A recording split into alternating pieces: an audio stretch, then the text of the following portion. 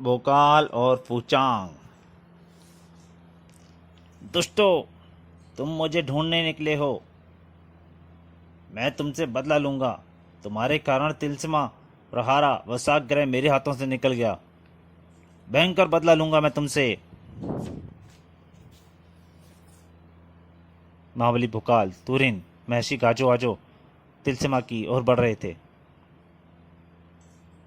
महर्षि, क्या तिलस्मा में हमें फूचांग के बारे में पता चल जाएगा? जरूर पता चलेगा भोकाल। तिलस्मा की सामर्थ्य शक्ति असीमित है।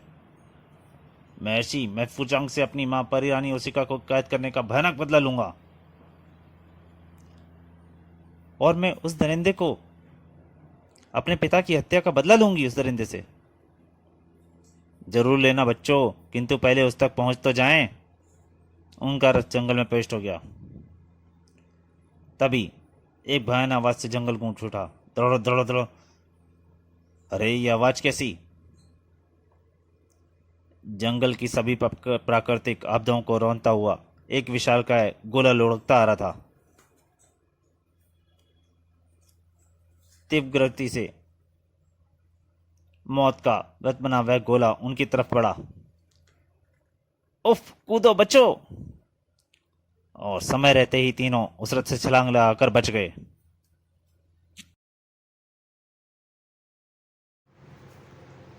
और रथ का चुम्बर बनाकर वह गोला रुक गया। यह तो हमें कुचल ही देता। यह भला है क्या?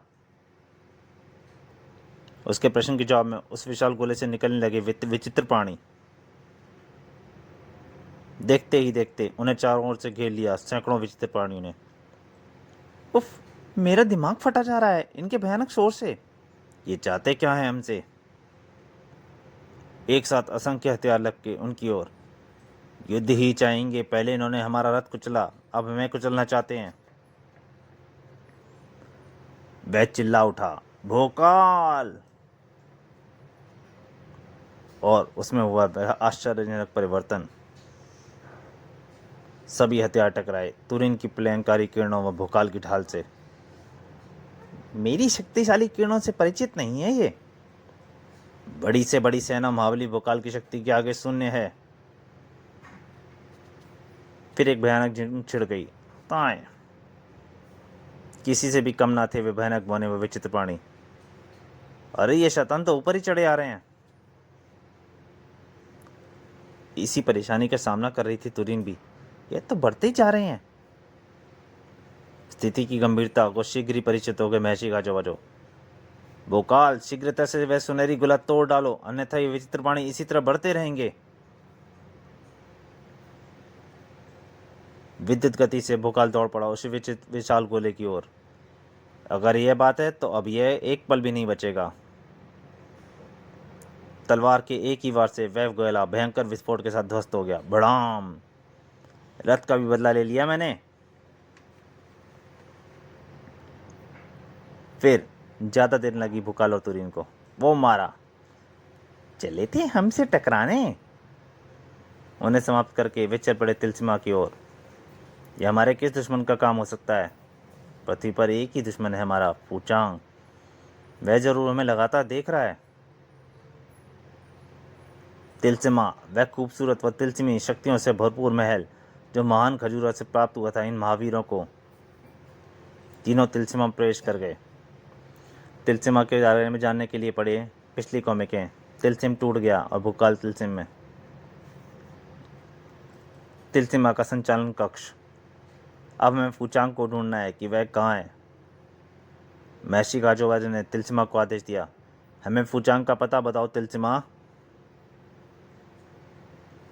संचालन कक्ष की दीवारों पर लगा विचित्र विशाल चित्रपट रोशन हो गया। पूरी पृथ्वी दिखाई देने लगी उसमें।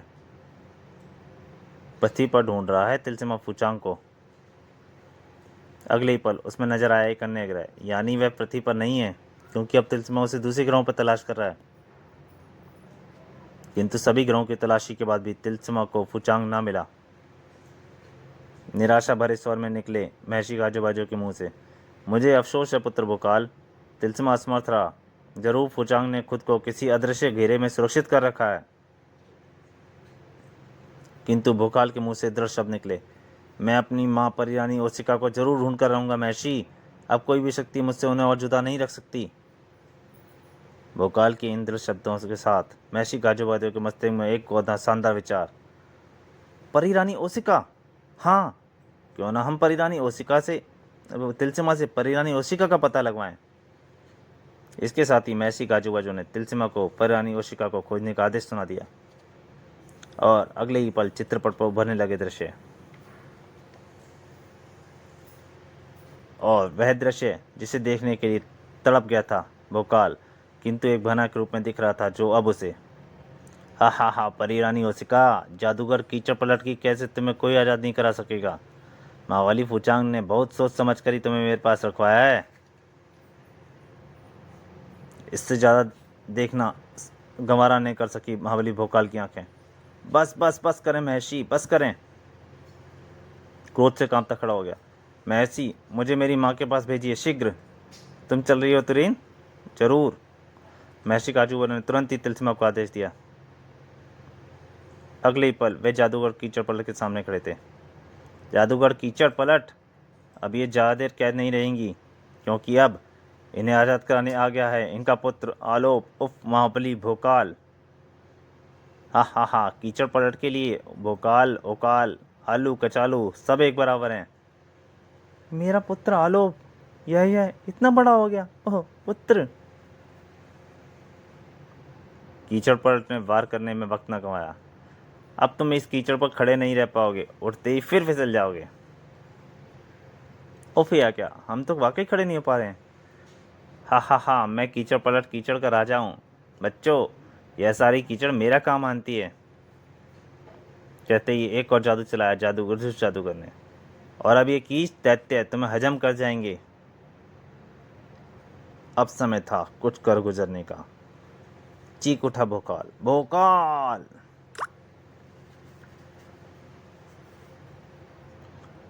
महाबली भोकाल के पांव में तो हवा पर भी टिकने की शक्ति है। आओ कीच दैत्यो, देखता हूँ भोकाल से टकराने की शक्ति कीचड़ में है या नहीं। तलवार के एक ही वार ने कीच दैत्यों को छितरा दिया। यह मिली कीचड़ में, कीचड़ में। अब ऐसे ही तुम्हें कीचड़ में पलट देगा, कीचड़ पलट दूंगा। हा हा, भोकाल ओकाल, कीचड़ पलट की शक्तियों से अभी तो पूरी तरह परिचित नहीं है बेटा। कीचड़ पलट कर जादू चला। देख, अब तेरी की माँ इसी पिंजरे सहित समा जाएगी कीचड़ में। पिंजरे को कीचड़ में समाता देख चिल्ला उठा भोकाल, नहीं नीच जादूगर, नहीं, तू ऐसा नहीं कर सकता, मैं तुझे जिंदा नहीं छोड़ूंगा। उफ, तू कुछ नहीं कर सकेगा बेटा आलू कचालू। अब ये कीचड़ का तूफान तुझे तेरी माँ के पास परलोक ले पहुंचेगा। आलो पुत्र, मुझे बचाओ। लेकिन भोकाल की शक्तियों का कम आका था जादूगर कीचड़ पलटने। जय महागुरु भोकाल। क्रोधित तलवार का एक ही वार जादूगर कीचड़ पलट की गर्दन ले उड़ा। साए खचाक। अगली पल कीचड़ पलट का शरीर वास्तव में ही कीचड़ पर पलट पड़ा था। जादूगर कीचड़ पलट, मुझे अफसोस है कि तुझे तड़पा तड़पा कर न मार सका। जादूगर कीचड़ पलट के मरते ही कीचड़ समाप्त हो गई। तुरीन भी संभल कर पिंजरे की मैक को कीचड़ में समाने से रोकने भोकाल के पास पहुंच गई। भोकाल, मैं भी आ गई हूँ, अब हम परिमा ओसिका को बचा लेंगे। हाँ तुरीन, वैसे इस काम के लिए मैं खुद ही काफ़ी हूँ। किंतु जैसे ही वह किंजरा कीचड़ से बाहर आया, उफ, नहीं माँ, माँ ये क्या हुआ, तुम कहाँ गायब हो गई। परी रानी ओसिका पिंजरे से गायब हो चुकी थी। वापस तिलस्मा में। महर्षि, आपने देखा कि कैसे माताश्री फिर से गायब हो गईं। हाँ पुत्र, हमें अफसोस है, और अब तो तिलस्मा भी उन्हें खोज पाने में असमर्थ है, क्योंकि फुचांग ने जरूर इस बार तुम्हारी माँ को भी उसी अदृश्य घेरे में कैद कर दिया होगा। बुरी तरह निराश हो गया था भोकाल। हे माताश्री, क्या मैं कभी तुम्हें पा नहीं सकूंगा। निराश ना हो भोकाल, तुम्हें तुम्हारी माँ जरूर मिलेंगी। इधर शुतान व मेसर पहुंचे अपने ग्रह हिप्ना के देश प्रोका में, जहाँ शैतान कास्कोर अपने जीजा राजा टोस्कर की हत्या कर खुद राजा बन बैठा था। मेस्मर जी, आपके अचानक गायब हो जाने के बाद महाराज की मृत्यु का समाचार सुनाया गया और जालिम कास्कोर प्रोका का राजा बन बैठा। उसके जुर्म प्रजा को जीने नहीं दे रहे हैं। आप चिंता न करें, सब इकट्ठे होकर महल की ओर चलें। हम उन जालिमों को पदच्युत कराकर महारानी जी को उनकी कैद से छुड़वाएंगे, सिंहासन दिलवाएंगे। चल पड़े सैकड़ों प्रोक्कावासी मैसमर व सुल्तान के नेतृत्व में राजमहल की ओर। शैतान कास्कोर मुर्दाबाद, जालिम कास्कोर राज सिंहासन छोड़ो। जब यह खबर कास्कोर को मिली, वह महल की प्राचीर पर खड़ा हुआ। मैसमर जिंदा है और यहाँ पहुँचा है, तो इसका मतलब डाकोर मारा जा चुका है और मेरा अंत भी निश्चित है। शीघ्र ही तीरों को तीर भाले बरसाते सैनिकों तक पहुंचा मैसमर का मानसिक संदेश। आप लोग व्यर्थ एक ऐसे आदमी के कारण अपने ही भाइयों का कत्ल करने जा रहे हैं, जिसने आपके पूज्य राजा टोस्कर की हत्या कर दी थी। मैं राजा मैसमर आप लोगों को यह सलाह देता हूं कि आप अपने हथियार इस जुल्मी के खिलाफ इस्तेमाल करें। अगले ही पल उस सम्मोहन आवाज ने जादू सबान सभी सैनिक कास्कोर की तरफ मुड़ गए। मार डालो इस जालिम को। भाग खड़ा हुआ कास्कोर जान के वैसे, नहीं मुझे मत मारो, मुझे नहीं मारना। और अब उसकी लाश पड़ी हुई थी उस राजमहल के तीरों भालों से बिछी। हत्यारा, जालिम, शैतान, पापी। फिर शीघ्र ही महारानी को कारागृह से छुड़ाकर राज सिंहासन पर बैठा दिया गया। प्रोक्कावासी आपका एहसान कभी नहीं भूल पाएंगे महान मैसमर और प्रिय सुल्तान। यह हम दोनों का कर्तव्य था महारानी साहिबा। बोलो महारानी की जय। राजमहल में महारानी से विदा लेकर दोनों पहुंचे गुरु के पास। गुरुदेव प्रणाम। आपकी कृपा से आज मैं और मेरा पुत्र जीवित हैं गुरुदेव। आयुष्मान भव पुत्रो। पुत्र गुरु का काम शिष्य को शिक्षा देना है, आगे शिष्य की काबिलियत पर निर्भर करता है। पुत्र सुल्तान, प्रोक्का में अब तुम्हारा कार्य पूरा हो चुका है। पृथ्वी लोक पर तुम्हारे मित्र भोकाल को इस समय तुम्हारी मदद की आवश्यकता है। पिताश्री की आज्ञा हो तो मैं इसी क्षण प्रस्थान कर जाता हूँ गुरुदेव। मैसमर ने तुरंत हामी भर दी। सुल्तान ने ताबीज हाथ में लिया और, हे तिलस्मा, महल के तिलस्मी ताबीज, मुझे तिलस्मा महल में पहुंचा दो। रोशनी के एक तरफ धमाके के साथ सुल्तान हो गया गायब और अगले ही पल वह तिलस्मा में संचालन कक्ष में प्रविष्ट हुआ। प्रणाम महर्षि। प्रणाम मित्रों। सुल्तान को अपने बीच देख तीनों के मुख पर मुस्कान खिल गई। स्वागत है मित्र सुल्तान। कहो प्रोक्का में सब कैसे हैं? क्या अपना लक्ष्य पूरा कर आए तुम वहाँ? हाँ महर्षि, प्रोक्का में दुष्ट कास्कोर को मारकर महारानी को सिंहासन दिलवाया। बहुत खूब, बधाई हो। किंतु मित्र, लगता है कि तुम अभी अपना लक्ष्य नहीं पा सके। मुझे बताओ अपनी परेशानी का कारण। हाँ मित्र, सुल्तान फूचांग ही की तिलस्मी चालों के आगे हमारी राह आड़े और रोड़े आ रही हैं।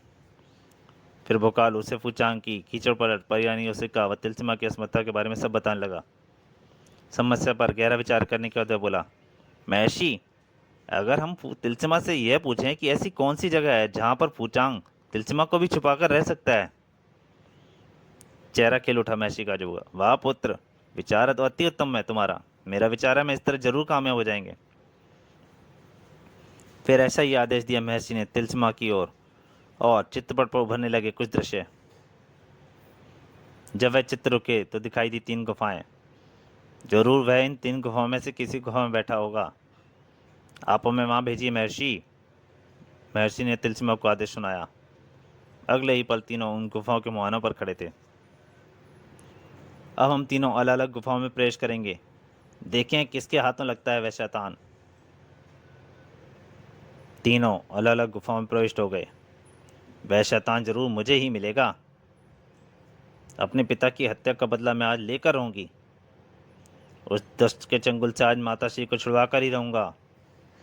सुल्तान तो तेजी से गुफा में बढ़ता आ रहा था। तो दोस्तों, भोकाल और फूचांग का पहला भाग यहीं तक। दूसरे और अंतिम भाग में जल्दी आपके सामने हाजिर होऊंगा। तब तक के लिए नमस्कार।